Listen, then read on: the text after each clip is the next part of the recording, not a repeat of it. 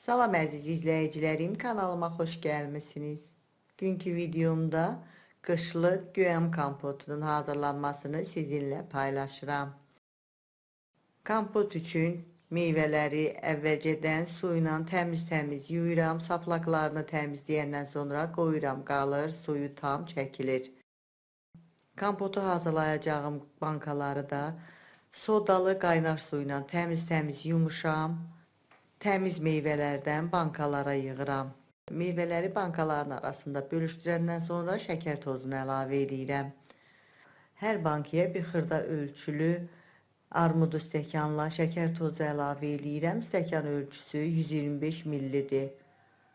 Bu qaydada bankalara meyvə ilə şəkər tozunu əlavə edəndən sonra qaynar su ilə bankaları doldururam.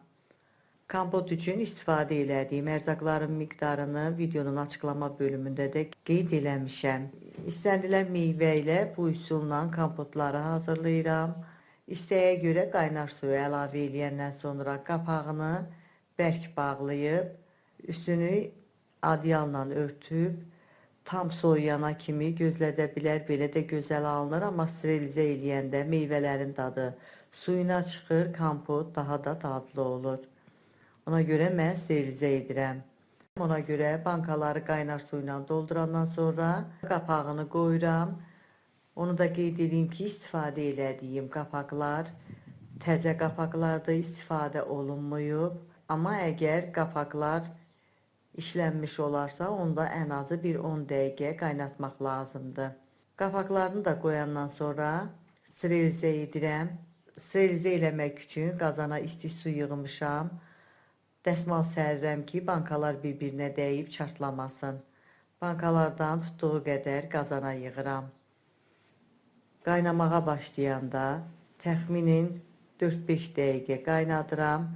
Meyvələr gördüyünüz kimi artıq bankanın yuxarı hissəsinə çıxıb. Belə olduqda deməli kompot hazırdır. Artıq götürüb bağlamaq olar. Qapaqlarını da bərk sıxıram. Yaxşı vakuumlanır. Yoxlayıram, əgər kənarlardan axmırsa, deməli yaxşı bağlanıb. 1-2 dəfə tərpədirəm, şəkər tozu tam əriyir. Belə hazırlayıram.